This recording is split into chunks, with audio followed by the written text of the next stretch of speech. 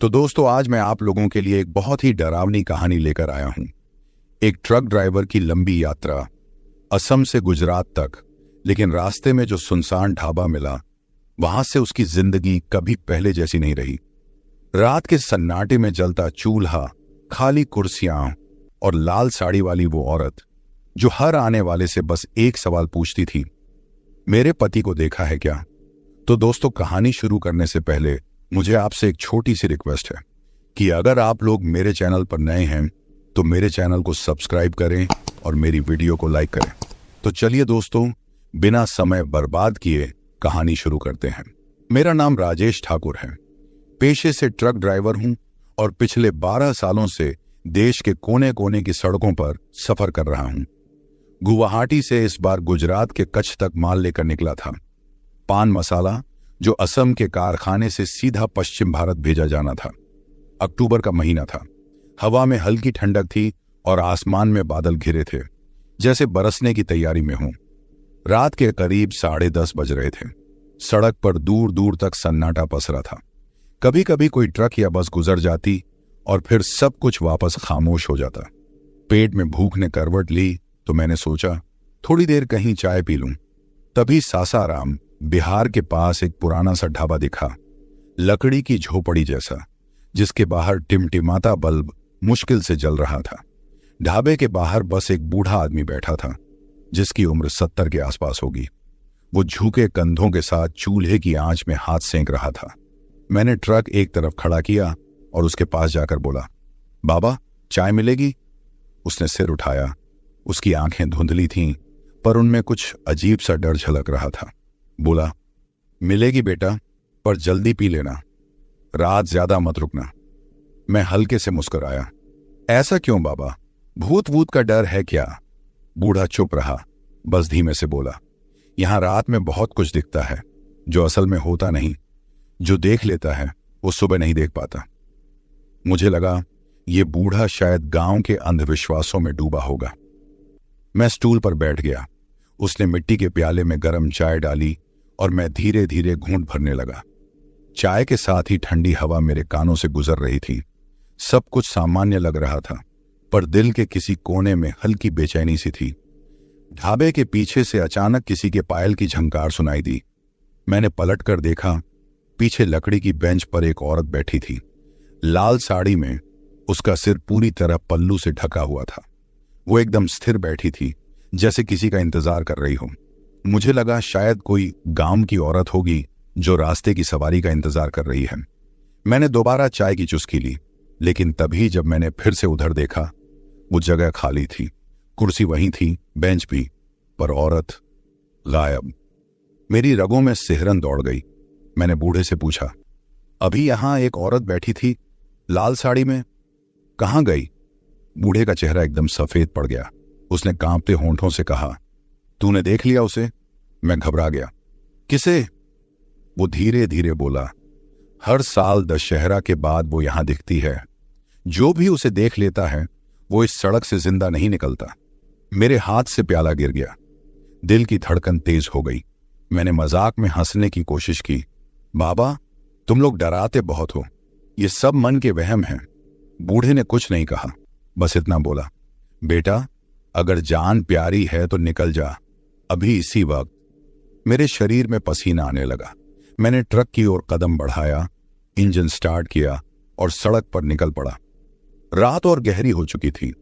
आसमान में बादल और नीचे फैलते अंधेरे ने सब कुछ निगल लिया था। हेडलाइट की रोशनी बस कुछ फीट तक जाती थी, उसके आगे गहरा अंधकार। ट्रक की खिड़की से आती ठंडी हवा में बूढ़े की बात बार बार गूंज रही थी, जो देख लेता है वो सुबह नहीं देख पाता। मैंने रेडियो ऑन किया ताकि डर थोड़ा कम हो। पुराना गाना बजने लगा, रात काली घना अंधेरा है। लेकिन गाने के बीच में अचानक रेडियो से अजीब सी आवाज आई, किसी औरत के रोने की। मैंने घबरा कर रेडियो बंद किया। अब ट्रक के अंदर सिर्फ इंजन की गड़गड़ाहट थी। तभी सामने सड़क पर कुछ लाल रंग का दिखाई दिया। ब्रेक मारी तो ट्रक चरमराकर रुका। हेडलाइट की रोशनी में देखा, सड़क के बीचों बीच लाल साड़ी में वही औरत खड़ी थी।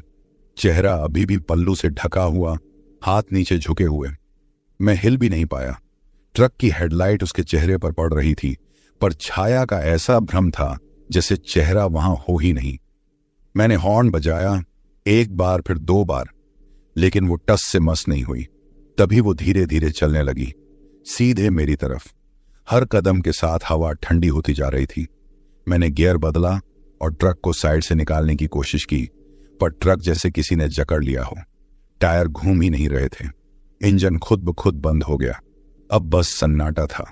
वो औरत अब ट्रक के बिल्कुल पास थी। पल्लू अभी भी नीचे था, पर मैं देख पा रहा था कि उसके पैरों की दिशा उलटी थी। मेरा पूरा शरीर ठंडा पड़ गया। मैं चीखना चाहता था, पर आवाज गले में ही अटक गई। वो ट्रक के बोनट पर चढ़ी, फिर धीरे धीरे विंडस्क्रीन के पास आई। मैं देख रहा था, उसका चेहरा अब सामने था, आधा जला हुआ, आधा सड़ा हुआ। आंखें लाल जैसे अंगारों की तरह चमक रही हों। वो खिड़की पर झुकी और बहुत धीमी आवाज में बोली, क्यों देखा मुझे? मेरी सांस रुक गई। मैं सीट से पीछे सरक गया। दिल जोर जोर से धड़क रहा था। मैं बस इतना ही कह पाया, मैंने कुछ नहीं किया। अचानक एक तेज बिजली कड़की और उसी पल वो गायब हो गई। मैंने तुरंत ट्रक स्टार्ट करने की कोशिश की और इस बार इंजन चल गया। गियर डालकर जैसे तैसे वहां से भागा। पीछे मुड़कर देखने की हिम्मत नहीं हुई। करीब 30 किलोमीटर आगे जब रोशनी वाला इलाका आया तो मैंने ट्रक रोककर गहरी सांस ली। हाथ कांप रहे थे। खुद को शांत करने की कोशिश में सिगरेट निकाली, पर माचिस की तीली जलाने से पहले ही मेरे सामने के शीशे पर किसी ने उंगली से लिखा था, फिर मिलेंगे। दिल जैसे धड़कना भूल गया। शीशा साफ किया, लिखा मिट गया। मैंने तुरंत ट्रक स्टार्ट किया और उस जगह से निकल पड़ा। पूरी रात मैं बिना रुके ड्राइव करता रहा। सुबह जब एक पेट्रोल पंप पर रुका तो वहां के आदमी ने पूछा, किधर से आ रहे हो भैया? मैंने कहा, सासाराम के रास्ते से। वो चुप हो गया, फिर बोला, वहां तो पिछले साल एक औरत जलकर मर गई थी ढाबे में। लोग कहते हैं उसकी आत्मा अब भी उसी लाल साड़ी में घूमती है। मैंने कुछ नहीं कहा, बस ट्रक में बैठ गया और सड़क पर आगे बढ़ गया। पर मन के अंदर वो ठंडी आवाज आज भी गूंजती है, क्यों देखा मुझे? उस रात की कसम, मैंने जितना डर उस सफर में महसूस किया उतना अपनी जिंदगी में कभी नहीं किया था।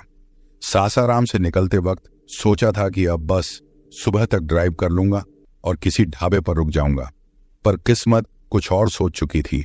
रात धीरे धीरे गहरी होती जा रही थी। आसमान में बादल और घने हो गए थे। बिजली की चमक के बीच बारिश की हल्की बूंदें गिरने लगी। ट्रक के शीशे पर वाइपर चल रहे थे, लेकिन आगे का रास्ता धुंधला दिख रहा था। सड़क सुनसान, दूर दूर तक कोई आदमी नहीं, बस ट्रक की हेडलाइट की पीली रोशनी और उसके आगे अंधेरा। थोड़ी देर में हवा और ठंडी हो गई। मैं अकेलेपन से लड़ने के लिए रेडियो चालू कर दिया, पर उसमें सिर्फ शोर था। बीच बीच में जैसे किसी औरत की धीमी आवाज आती, फिर गायब हो जाती। दिल में एक बेचैनी सी थी, पर मैंने खुद को समझाया, राजेश, तू ड्राइवर है, डरना तेरे बस की बात नहीं। लेकिन तभी कुछ ऐसा हुआ कि मेरे हाथ स्टीयरिंग पर जमे रह गए। हेडलाइट के सामने बिल्कुल बीच सड़क पर वही लाल साड़ी वाली औरत खड़ी थी, सिर पर पल्लू, चेहरा छिपा हुआ। बारिश की बूंदें उसकी साड़ी पर ऐसे गिर रही थीं जैसे खून की बूंदें हों। मैंने ब्रेक मारी। ट्रक जोर से झटका खाकर रुका। आंख झपकते ही वो गायब।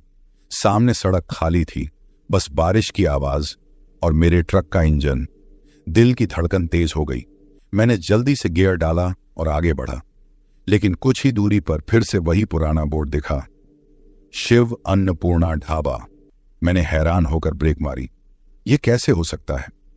यह तो वही ढाबा था जहां मैं आधा घंटा पहले चाय पी चुका था, पर मैं तो सीधा चल रहा था, फिर वापस कैसे आ गया? बारिश अब तेज हो चुकी थी। ढाबे के बाहर वही पुराना बल्ब टिमटिमा रहा था और वही बूढ़ा आदमी चूल्हे के पास बैठा था। मैं ट्रक से उतरा। गुस्से और डर के बीच कांपती आवाज में बोला, बाबा, ये क्या जगह है? मैं तो निकल गया था यहां से, फिर वापस कैसे आ गया? बूढ़ा मुस्कुराया, वैसी ही रहस्यमयी मुस्कान जैसी पहले थी। फिर बोला, पहली बार आए हो यहां ना बेटा? रास्ता खुद ही बुला लेता है, जो देख लेती है उसे जाने नहीं देती। उसके लहजे में ठंडक थी, लेकिन आंखों में दया जैसी कुछ झलक रही थी। मैंने पीछे देखा ढाबे के कोने में वही बेंच थी जहां पहले वो औरत बैठी थी। इस बार वो नहीं थी, बस बेंच गीली थी, जैसे अभी अभी कोई वहां से उठा हो। मैंने कहा, बाबा आप साफ साफ बताइए, ये औरत कौन है? बूढ़ा धीमे से बोला, वो इस ढाबे वाले की बीवी थी। पति हर रात ट्रक वालों को खाना खिलाकर माल बेचने के लिए निकल जाता था। एक रात उसी रास्ते पर उसका एक्सीडेंट हो गया, ट्रक उलट गया और वो यहीं ढाबे के पीछे मर गई। तब से उसका इंतजार करती है। जो भी उसकी सूरत देख लेता है वो उसका पति समझकर पूछती है, मेरे पति को देखा है क्या? और जो जवाब नहीं दे पाता वो उसे अपने साथ ले जाती है। बूढ़े के बोलने के साथ ही हवा में ठंडक बढ़ गई। चूल्हे की आग अचानक बुझ गई। मेरा गला सूखने लगा। मैंने जल्दी से ट्रक की तरफ कदम बढ़ाए, लेकिन जैसे ही इंजन स्टार्ट किया, शीशे पर किसी ने उंगली से लिखा, रुक जा। मैं कांप गया। पीछे देखने की हिम्मत नहीं हुई। ट्रक आगे बढ़ा, पर तभी किसी ने मेरे कान के पास फुसफुसाया, मेरे पति को देखा है क्या? मैंने तुरंत एक्सीलरेटर दबाया। ट्रक की रफ्तार अब 100 के पार जा चुकी थी, पर आवाज पीछा नहीं छोड़ रही थी। कभी बाएं कान में, कभी दाएं, वही सवाल, रुक जा, मेरे पति को देखा है क्या? बारिश इतनी तेज हो चुकी थी कि आगे कुछ दिख ही नहीं रहा था। सड़क की लाइटें बुझी पड़ी थीं। तभी सामने हेडलाइट में फिर से वही लाल साड़ी लहराई। इस बार वो दूर नहीं, ठीक मेरे ट्रक के सामने थी। मैंने ब्रेक मारी, लेकिन टायर सड़क पर फिसल गए। ट्रक झटके से मुड़ा और सड़क किनारे कीचड़ में घुस गया। मेरा सिर स्टीयरिंग से टकराया। आंखों के सामने अंधेरा छा गया। कुछ मिनट या घंटे बीते, मुझे पता नहीं। जब होश आया तो ट्रक बंद था और बाहर बिल्कुल सन्नाटा। बारिश थम चुकी थी। मैंने दरवाजा खोला और बाहर उतरने लगा। तभी सामने देखा, ढाबे का वही बोर्ड, शिव अन्नपूर्णा ढाबा। मैं सन्न रह गया। ये कैसे हो सकता है? मैं यहां से भागा था, फिर वही जगह। ढाबे के बाहर वही बूढ़ा खड़ा था, पर इस बार उसके चेहरे पर मुस्कान नहीं थी। बोला, अब भाग नहीं पाएगा बेटा, उसने तेरा नाम जान लिया है। मैंने कांपते हुए कहा, क्या मतलब? वो बोला, जिसका नाम वो जान लेती है उसका रास्ता यहीं खत्म हो जाता है। मेरा गला सूख गया। मैंने पीछे ट्रक की ओर देखा। शीशे पर धुंध जमी थी। मैंने हाथ से साफ किया। उसमें मेरा चेहरा नहीं, उसकी परछाई थी। लाल साड़ी में चेहरा अब भी आधा जला हुआ। वो मुस्कुरा रही थी। मैंने चिल्लाकर आंखें बंद कर लीं और भागने लगा, लेकिन ढाबे से निकलते ही देखा, हर दिशा में वही रास्ता, वही बोर्ड, वही ढाबा। मैं बार बार उसी जगह पहुंच जा रहा था, जैसे कोई अदृश्य चक्र मुझे वहीं खींच रहा हो। तभी पीछे से बूढ़े की आवाज आई, हर साल कोई नया आता है और कहानी फिर से शुरू हो जाती है। मैं पलटा तो वहां कोई नहीं था, बस चूल्हा जल रहा था और हवा में वही जानी पहचानी खुशबू, गीली मिट्टी में जलते घी की। अचानक मेरे कान के पास फिर वही आवाज आई, बहुत पास से, जैसे कोई झुककर बोल रहा हो, मेरे पति को देखा है क्या? मैंने डर के मारे आंखें खोली और वो खिड़की के बाहर थी। लाल साड़ी भीगी हुई, आंखें लाल और होंठों पर एक धीमी सी मुस्कान। मैंने तुरंत ट्रक स्टार्ट किया और पूरा एक्सीलरेटर दबा दिया। इस बार आंखें बंद किए बिना पीछे नहीं देखा। कई घंटों बाद जब सुबह की धूप पड़ी और मैं अगले शहर पहुंचा, तो मैंने ट्रक रोककर राहत की सांस ली। सोचा अब तो बच गया, लेकिन जब मैंने शीशे पर देखा, धुंध में उंगलियों से कोई फिर वहीं लिख चुका था, फिर मिलेंगे। रात और नींद दोनों साथ साथ खत्म हो रही थी। ट्रक का इंजन लगातार गरजता हुआ अब उत्तर प्रदेश की सीमा में प्रवेश कर चुका था। आसमान में हल्की सफेदी उतरने लगी थी, लेकिन धुंध अब भी घनी थी। मैंने घड़ी देखी, सुबह के करीब 4:30। आंखें बोझिल हो रही थीं, पर उस लाल साड़ी वाली औरत का ख्याल नींद को करीब आने ही नहीं दे रहा था। सड़क पर अंधेरे के बीच अब भी कहीं कहीं पेड़ों की परछाइयां डराने वाली लग रही थीं। चारों तरफ सन्नाटा था, बस मेरे ट्रक के पहियों की गड़गड़ाहट। मैं बार बार पीछे के शीशे में देख लेता था, कहीं फिर वो परछाई न दिख जाए। थोड़ी देर बाद हल्की ठंडी हवा ट्रक के अंदर आने लगी। मैंने खिड़की आधी बंद कर दी। शरीर थका हुआ था, आंखें भारी थीं, लेकिन मन के अंदर वो आवाज बार बार गूंज रही थी, रुक जा, मेरे पति को देखा है क्या? मैंने खुद को झिड़कते हुए कहा। राजेश, अब बस, तू डर के मारे पागल हो रहा है। फिर रेडियो ऑन किया ताकि थोड़ा ध्यान बटे। पुराना गाना बजने लगा। चलते चलते यूं ही कोई मिल गया था, पर गाने के बीच में अचानक अजीब सी खड़खड़ाहट आई और आवाज बदलकर किसी औरत के हंसने में बदल गई। मेरे हाथ कांप गए। मैंने तुरंत रेडियो बंद कर दिया। चारों तरफ एक अजीब सा दबाव था, जैसे हवा में कुछ भारी हो गया हो। ट्रक अब मिर्जापुर के पास पहुंच रहा था। सड़कें सुनसान, आसपास खेतों में धुंध छाई हुई थी। तभी मैंने रियर मिरर में कुछ हलचल सी देखी। पहले तो लगा कि कोई झाड़ का साया हिल रहा है, लेकिन जब ध्यान से देखा, मेरी सांस अटक गई। वो लाल साड़ी वाली औरत ट्रक की छत पर बैठी थी। बाल खुले हुए हवा में उड़ रहे थे। चेहरा पूरी तरह सफेद, जैसे उसमें खून ही न बचा हो, और उसकी आंखें बिना पुतलियों के, बस दो सफेद खाली गोले। मेरे हाथ स्टीयरिंग पर जमे रह गए। दिल जोर जोर से धड़कने लगा। ट्रक करीब 80 की स्पीड में था, पर वो हिल भी नहीं रही थी।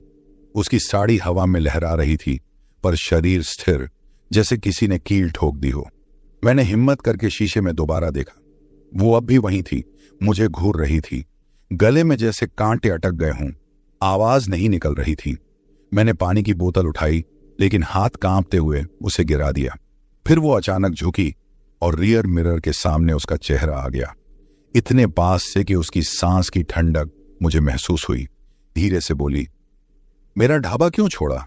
उसकी आवाज इतनी ठंडी थी कि मेरी रगों में खून जम गया। मैंने आंखें बंद की और पूरा एक्सीलरेटर दबा दिया। ट्रक की रफ्तार इतनी बढ़ी कि पहियों की चरमराहट सुनाई देने लगी। इंजन गरजने लगा और कुछ सेकंड तक मैं बस भागता रहा, बिना देखे, बिना सोचे। जब थोड़ी देर बाद हिम्मत जुटाकर पीछे देखा, वो गायब थी। मैंने लंबी सांस ली, पर दिल अब भी कांप रहा था।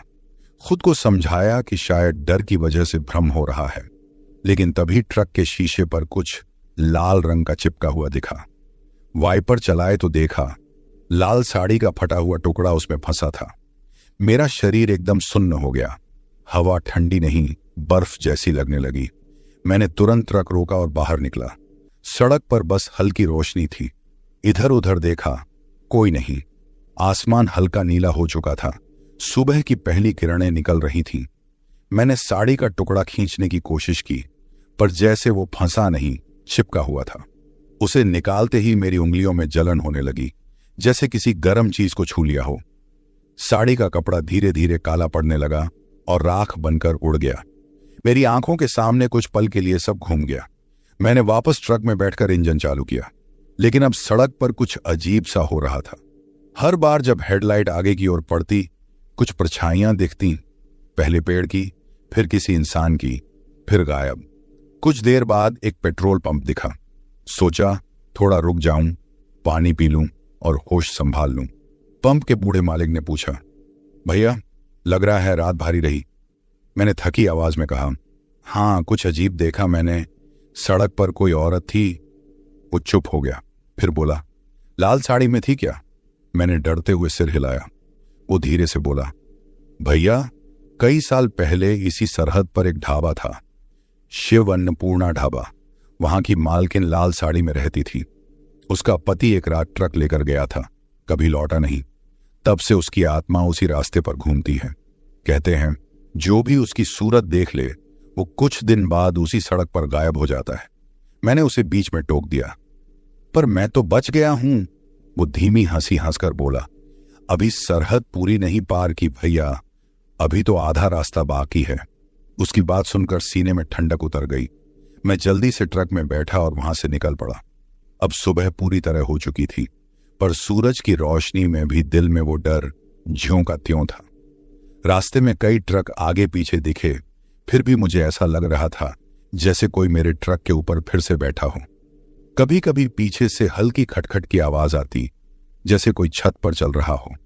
मैंने नजरअंदाज किया, पर वो आवाज बार बार आती रही। एक बार हिम्मत कर पीछे शीशे में देखा, कुछ नहीं, बस हवा में लाल साड़ी का एक कोना उड़ा और फिर गायब। उस वक्त मेरे पूरे शरीर में झुरझुरी दौड़ गई। ट्रक की रफ्तार और बढ़ा दी। दिल में बस एक ही ख्याल था, जल्दी से इस रास्ते को पार कर लूं। लेकिन हवा अब भी ठंडी थी और बीच बीच में वही आवाज कानों में गूंजती थी, मेरा ढाबा क्यों छोड़ा। रीवा से निकलते निकलते रात गहराने लगी थी। आसमान में बादल छाए थे और हवा में एक अजीब सी नमी थी, जैसे बारिश आने वाली हो लेकिन रुक गई हो। मैं ट्रक लेकर हाईवे से थोड़ा हटकर एक सुनसान रास्ते पर मुड़ गया। पेट्रोल कम था और नींद भी सिर पर सवार थी। सोचा झील के किनारे ट्रक रोककर थोड़ा आराम कर लूं। वो जगह बेहद शांत थी। पास में एक पुरानी झील थी जिसके पानी में चांद की रोशनी टूटकर चमक रही थी। आसपास कहीं कोई इंसान नहीं, बस दूर किसी पेड़ पर बैठे उल्लू की आवाज आ रही थी। मैंने ट्रक पार्क किया, इंजन बंद किया और खिड़की थोड़ा खोलकर सीट पर ही लेट गया। हवा में एक अजीब ठंडक थी, ऐसी ठंड जो सिर्फ सर्द मौसम में नहीं होती, बल्कि जैसे किसी की सांसें गर्दन पर महसूस हो रही हों। मैंने खुद को ढांप लिया और आंखें बंद की। तभी लगा जैसे किसी ने ट्रक के बोनट पर हल्के से थपथपाया। पहले सोचा शायद हवा का असर हो, लेकिन फिर दूसरी बार वही आवाज आई, थक थक। मैंने तुरंत उठकर बाहर झांका। अंधेरा था, कुछ दिखाई नहीं दे रहा था। झील के उस पार कोई परछाई हिलती सी लगी, लेकिन पानी की हल्की तरंगों में सब धुंधला दिख रहा था। मैंने खुद को समझाया शायद नींद में वहम हो गया और वापस सीट पर बैठ गया। करीब आधे घंटे बाद झपकी लगी ही थी कि ट्रक का दरवाजा धीरे धीरे चरमराने लगा, जैसे किसी ने बाहर से हैंडल पकड़ा हो। मैंने झट से आंखें खोली, लेकिन दरवाजा खुद ब खुद खुल गया। ठंडी हवा का झोंका अंदर आया और उसके साथ वो वहीं थी, लाल साड़ी वाली औरत। वही चेहरा, वही गीले बाल, वही भयानक नजरें। वो ट्रक के अंदर धीरे धीरे झुकी और मेरे कान के पास फुसफुसाई, ढाबे पर फिर चल। उसकी आवाज इतनी धीमी थी पर जैसे सीधा अंदर तक उतर गई हो। मैं सिहर गया, डर के मारे हाथ कांपने लगे। मैंने बिना सोचे झट से दरवाजा बंद किया, चाबी घुमाई और इंजन स्टार्ट किया। ट्रक जोर से गरजा और मैं बिना पीछे देखे वहां से निकल पड़ा। सड़क पर अब सिर्फ ट्रक की हेडलाइट और सामने धुंध। दिल इतनी तेजी से धड़क रहा था कि लगा सीने से बाहर आ जाएगा। मैं बार बार शीशे में पीछे देख रहा था, कहीं वो फिर से न दिख जाए। करीब 5 किलोमीटर चला ही था कि ट्रक का रेडियो अपने आप ऑन हो गया। मैंने रेडियो बंद किया था, पर अचानक से स्पीकर में आवाज आई, शिव अन्नपूर्णा ढाबे में आपका स्वागत है। मेरे हाथ स्टीयरिंग पर जमे रह गए। रेडियो पर वही आवाज बार बार आने लगी, शिव अन्नपूर्णा ढाबे में आपका स्वागत है, आपका स्वागत है। मेरा दिमाग सुन्न पड़ गया। वो ढाबा तो पिछली बार जली हुई हालत में छोड़ा था और पुलिस ने कहा था कि वहां अब कोई नहीं रहता। फिर ये आवाज कैसे? मैंने ट्रक का रेडियो तोड़ने की कोशिश की, लेकिन वो और जोर से बजने लगा। मैंने एक झटका देकर रेडियो का तार निकाल दिया। कुछ पल के लिए सन्नाटा छा गया, लगा बच गया। लेकिन तभी डैशबोर्ड पर टिमटिमाती लाल लाइट दिखी, वेलकम टू शिव अन्नपूर्णा। अब तो मेरी सांसें थम गईं। रेडियो बंद था, फिर भी स्क्रीन पर शब्द चमक रहे थे। बाहर धुंध बढ़ती जा रही थी और सड़क जैसे किसी अनजान दिशा में मुड़ रही थी। जीपीएस देखना चाहा तो उसमें भी वही नाम दिखा, डेस्टिनेशन शिव अन्नपूर्णा ढाबा। मेरे हाथ कांपने लगे। यह अब कोई सामान्य डर नहीं था, कुछ ऐसा था जो मेरे साथ सफर कर रहा था, कुछ अदृश्य, कुछ जो इंसान नहीं था। सड़क एक मोड़ पर आकर 2 हिस्सों में बटी। दाएं तरफ झील का किनारा, बाएं तरफ जंगल। मैंने बिना सोचे बाएं मुड़ गया, लेकिन ट्रक खुद ब खुद राइट में घूम गया। मैंने ब्रेक लगाया, स्टीयरिंग मोड़ा, पर ट्रक अपने आप चलने लगा, उसी दिशा में जहां से वो रेडियो की आवाज आई थी। मैंने डर के मारे आंखें बंद कर लीं और मन ही मन भगवान का नाम लेने लगा। तभी अचानक ट्रक रुक गया। बाहर वही पुराना साइन बोर्ड दिखा, शिव अन्नपूर्णा ढाबा 500 मीटर आगे। वो जगह अब वीरान थी। ढाबे की दीवारें टूटी हुई, छत आधी गिरी हुई और बीच में पुराने बरगद के नीचे टूटा बोर्ड पड़ा था। फिर भी मुझे अंदर से वही खुशबू आई, जलते तेल की और किसी के हंसने की हल्की आवाज। मैंने ट्रक वहीं छोड़ दिया और दरवाजा खोलकर बाहर निकला। चारों ओर धुंध फैली हुई थी। अचानक लगा जैसे किसी ने मेरा नाम पुकारा, राजेश, मैंने पीछे मुड़कर देखा। कोई नहीं था, लेकिन झील की दिशा से वही लाल साड़ी लहराती दिखी। वो औरत झील के बीच खड़ी थी, पानी में आधी डूबी हुई। उसका चेहरा साफ दिख रहा था, सफेद बेजान, लेकिन उसकी आंखें जल रही थीं। वो हाथ उठाकर इशारा करने लगी, चलो ढाबे पर। मैं पीछे हटने लगा, लेकिन पैर जैसे जमीन में धंस गए थे। डर इतना बढ़ गया था कि आवाज तक नहीं निकल रही थी। तभी ट्रक का हॉर्न अपने आप बजा, एक लंबी भयानक आवाज, और उसके साथ वो औरत गायब हो गई। सब कुछ फिर से शांत हो गया, बस हवा में वही ठंडक बाकी थी। मैंने भागकर ट्रक का दरवाजा खोला और अंदर बैठ गया। इंजन चालू किया और पूरी ताकत से एक्सीलरेटर दबाया। जब पीछे देखा तो झील गायब थी। सड़क फिर से सीधी थी, लेकिन ट्रक के अंदर अब भी अजीब सी गंध थी, मिट्टी, गीले बालों और पुराने तेल की। रेडियो फिर अपने आप चालू हुआ, इस बार बहुत धीमी आवाज में। अब तुम अकेले नहीं हो। मेरे रोंगटे खड़े हो गए। मैंने रेडियो को फिर तोड़ा, लेकिन आवाज जैसे मेरे कानों में गूंजती रही। झील, वो औरत और वो ढाबा, अब सब एक डरावने सिलसिले की तरह मेरे साथ था। मुझे समझ आ गया, ये सिर्फ कोई आत्मा नहीं, ये बदला है, शायद किसी अधूरे वादे का या किसी पाप का जो उस ढाबे से जुड़ा था। उस रात गुजरात की सीमा पार करते ही जब महाराष्ट्र की सड़कें शुरू हुईं, तो हवा कुछ अलग सी लगी। आसमान पर काले बादल तैर रहे थे और दूर तक फैली सड़क पर सन्नाटा पसरा था। रात के करीब 12:30 बजे होंगे। ट्रक में माल भारी था और रास्ता लंबा। तभी अचानक ट्रक एक झटके के साथ डगमगाया। मैंने ब्रेक लगाया और देखा, पिछला टायर पंचर हो चुका था। चारों ओर अंधेरा था। कहीं कहीं सड़क किनारे सूखी झाड़ियों में हवा की सरसराहट सुनाई दे रही थी। आसपास कोई ढाबा, होटल या पेट्रोल पंप नहीं था, बस एक टूटा हुआ साइन बोर्ड दिखाई दे रहा था, धुले 8 किलोमीटर। मैंने टॉर्च निकाली और ट्रक के नीचे झुककर पंचर देखने लगा। काम लंबा था, इसलिए सोचा पास कहीं चाय मिल जाए तो थोड़ा दम ले लूं। करीब 50 कदम चलने पर सड़क के किनारे एक छोटा सा चाय ठेला दिखा। बांस की खपच्चियों से बना, टिमटिमाते बल्ब की हल्की रोशनी में डूबा हुआ। वहां एक बूढ़ा आदमी बैठा था, सफेद बनियान और गमछा ओढ़े, स्टोव पर केतली रखे हुए। मैंने जाकर कहा, भाई चाय मिलेगी क्या? वो बिना कुछ बोले मुझे घूरता रहा, फिर धीमी आवाज में बोला, मिलेगी, लेकिन यहां देर तक मत रुकना। मैंने हंसकर पूछा, क्यों, डर लगता है क्या यहां? उसने हल्की सांस ली और बोला, भाई इस रास्ते पर एक सुनसान ढाबा है, शिव अन्नपूर्णा नाम का। वहां जो भी रुका कभी वापस नहीं लौटा। सब कहते हैं उस ढाबे की औरत अब भी भटकती है। अपने पति की मौत के बाद उसने खुद को आग लगा ली थी। मेरे हाथ से चाय का प्याला छूट गया। चाय जमीन पर गिरकर मिट्टी में समा गई। मेरी सांस रुक सी गई। दिमाग में बिजली सी कौंधी। वही नाम, वही ढाबा, वही औरत। मैंने कांपते स्वर में पूछा, वो औरत लाल साड़ी पहनती है क्या? बूढ़ा तुरंत मेरी ओर देखने लगा। उसकी आंखें फैल गईं। तूने उसे देखा है क्या? मैं कुछ बोल नहीं पाया, बस सिर झुका लिया। अंदर डर की लहर उठी। तभी अचानक ठेले के पीछे से ठंडी हवा का झोंका आया। बल्ब झपक झपक कर बुझ गया। अंधेरे में लगा जैसे किसी ने मेरे कान के पास फुसफुसाया, अब तू ही मेरा साथी है। मैं एक झटके में पीछे मुड़ा। वहां कोई नहीं था, लेकिन मेरी गर्दन पर किसी के गीले बालों का स्पर्श हुआ। मैं घबराकर पीछे हटा। बूढ़ा अब कहीं नहीं दिख रहा था। ठेला भी गायब था। बस हवा और झील की गंध जैसी एक सड़ी सी बदबू चारों ओर फैल गई थी। मैं भागता हुआ ट्रक तक पहुंचा। ट्रक का दरवाजा खुला हुआ था, जबकि मैंने उसे बंद किया था। सीट पर गीले पैरों के निशान थे जो सीधे मेरे स्टीयरिंग तक आते थे। डर के मारे मैंने तुरंत ट्रक स्टार्ट किया और सड़क पर निकल पड़ा।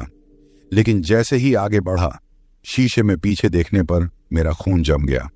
पीछे वाली सीट पर कोई बैठा था, लाल साड़ी में, सिर झुका हुआ और बाल आगे की तरफ झूल रहे थे। मैंने बिना पीछे देखे ट्रक दौड़ाना शुरू किया। आंखें सामने सड़क पर टिकाईं, पर भीतर से जान निकलती जा रही थी। कुछ मिनटों बाद हिम्मत जुटाकर पीछे देखा। वहां कोई नहीं था। मैंने लंबी सांस ली, पर तभी सामने वाले शीशे में उसका चेहरा झलक गया। वो मुस्कुरा रही थी, आंखों में खून जैसा लाल रंग, होंठ हिल रहे थे। अब तू मेरा साथी है। मैंने डर के मारे शीशा तोड़ दिया, पर उस टूटी कांच की परछाई में भी उसका चेहरा दिखता रहा। सड़क पर धुंध घनी होने लगी थी। ऐसा लग रहा था जैसे रास्ता खत्म हो गया हो। अचानक ट्रक अपने आप धीमा हो गया। एक्सीलरेटर दबाने पर भी गति नहीं बढ़ी। बाहर उतरकर देखा तो आगे वही पुराना ढाबा खड़ा था, जला हुआ, टूटी दीवारें और बीच में पुराना बोर्ड, शिव अन्नपूर्णा ढाबा। दिल की धड़कन तेज हो गई। पीछे झील थी और हवा में वही ठंडी गंध। मुझे समझ नहीं आ रहा था कि मैं इस जगह तक कैसे पहुंच गया। ढाबे के अंदर से किसी के चलने की आवाज आई। लकड़ी के फर्श पर चरमराहट, फिर धीमी हंसी औरत की। मैं भागने को मुड़ा, लेकिन ट्रक की चाबी गायब थी। जेब टटोली, सीट देखी, कहीं नहीं। ढाबे के दरवाजे पर अब एक साया खड़ा था, वही लाल साड़ी वाली औरत। चेहरा अंधेरे में ढका हुआ, पर आंखें चमक रही थी। उसने धीरे से कहा, अब तू कहीं नहीं जाएगा। उसकी आवाज में ऐसा दर्द था जैसे कोई अधूरी कहानी फिर से दोहराई जा रही हो। हवा रुक गई, आसमान सन्न। मैं पीछे हटने लगा। तभी ट्रक के हॉर्न अपने आप बज उठे, लंबी कर्कश आवाजें, और फिर वो औरत झपकते ही गायब हो गई। लेकिन ट्रक के अंदर आईने में अब भी उसका चेहरा दिखाई दे रहा था। मैं दहशत में ट्रक से निकला और जंगल की ओर भागा। कई किलोमीटर भागता रहा, जब तक सुबह की पहली किरणें नहीं फूटी। धूप पड़ते ही सब कुछ सामान्य लगने लगा। सड़क, झील और वो ढाबा भी गायब था। पास के गांव पहुंचा तो एक पुलिस वाला मिला। मैंने हांफते हुए सब बताया। वो बोला, भाई तू खुशकिस्मत है, उस ढाबे के आसपास कई ड्राइवर गायब हुए हैं। किसी का ट्रक झील में मिला, किसी का शव पेड़ पर लटका। लोगों का कहना है उस औरत की आत्मा अब रास्ते पर भटकती है और जो भी अकेला ड्राइवर मिलता है उसे अपना साथी बना लेती है। मैं कुछ नहीं बोल पाया, बस सिर झुकाकर वहां से निकल गया। लेकिन आज तक जब भी रात में ट्रक चलाता हूं, हर आईने में उसका चेहरा झलक जाता है। कभी मुस्कुराता हुआ, कभी रोता हुआ। कभी कभी तो ऐसा लगता है जैसे वो ट्रक के पीछे वाली सीट पर बैठी हूं। वही लाल साड़ी, वही गीले बाल और वही ठंडी सांसें जो गर्दन को छूकर चली जाती हैं। 3 दिन के लंबे सफर के बाद आखिर मैं गुजरात के कच्छ पहुंच गया। ट्रक में भरा सामान खाली करवाया, साइन करवाए और गोदाम के बाहर जाकर ट्रक रोक दिया। सूरज डूब चुका था। आसमान पर हल्का सा धुआं पसरा था, जैसे किसी ने अभी अभी कुछ जलाया हो। हवा में नमक की गंध थी, पर साथ ही एक अजीब सी घुटन भी। पिछले कुछ दिनों से न ठीक से नींद आई थी, न चैन। बस वही ढाबा, वही औरत, वही लाल साड़ी और वो आवाज। मेरे पति को देखा है क्या? ट्रक के पास बैठा, सिगरेट सुलगाई और आसमान की तरफ देखा। मन में सवालों का जाल था। वो सब जो मैंने देखा, क्या वाकई हुआ था या फिर सिर्फ थकावट और डर का खेल था? लेकिन फिर जेब से कुछ निकला। वो लाल साड़ी का छोटा सा टुकड़ा जो वाइपर में फंसा मिला था, वो असली था। तो फिर बाकी सब कैसे झूठ हो सकता था? उस रात गोदाम के पास वाले ट्रक पार्किंग में कई ड्राइवर रुके थे। सबकी बातचीत चल रही थी। कोई बीवी बच्चों की बात कर रहा था, कोई माल के भाव की। लेकिन मेरा मन कहीं और था। तभी मेरा साथी ड्राइवर ललन यादव पास आया। बोला, काय ठाकुर भाई, उतर गया है तुम्हारा? रास्ते में कुछ हुआ क्या? मैंने पहले तो टाल दिया, पर मन नहीं माना। धीरे धीरे पूरी बात बता दी। ढाबे की, बूढ़े की, उस औरत की और रेडियो पर बजते उसी नाम के ढाबे की आवाज की। ललन सुनता रहा, फिर धीरे से बोला, तूने कहा शिव अन्नपूर्णा ढाबा? मैंने सिर हिलाया। वो कुछ पल चुप रहा, फिर सिगरेट बुझाते हुए बोला, भाई वो ढाबा तो 5 साल पहले जल गया था। सुना है वहां का मालिक अपनी बीवी से झगड़ कर चला गया था और वापस नहीं लौटा, और उसकी बीवी ने उसी रात खुद को आग लगा ली थी। तब से उस ढाबे के पास कोई रुकता नहीं। कई ड्राइवर तो वहीं से गायब भी हुए हैं। पुलिस ने केस बंद कर दिया, पर लोग कहते हैं उस औरत की आत्मा अब भी अपने पति को ढूंढ रही है। मेरा गला सूख गया, दिल की धड़कनें तेज हो गईं। मैंने कांपती आवाज में पूछा, मतलब जो औरत मैंने देखी? ललन बोला, वो इंसान नहीं थी ठाकुर भाई, वो तो उसी ढाबे की औरत की आत्मा थी। तू तो बच गया, वरना शायद अब तू भी उन्हीं में होता। मेरे हाथ से सिगरेट गिर गई, जमीन पर धुआं उठा और उसके साथ ही दिमाग में वही स्याह रात घूम गई। ढाबे की रोशनी, बूढ़े की मुस्कान और उस औरत की आंखें जिनमें कोई पुतलियां नहीं थीं।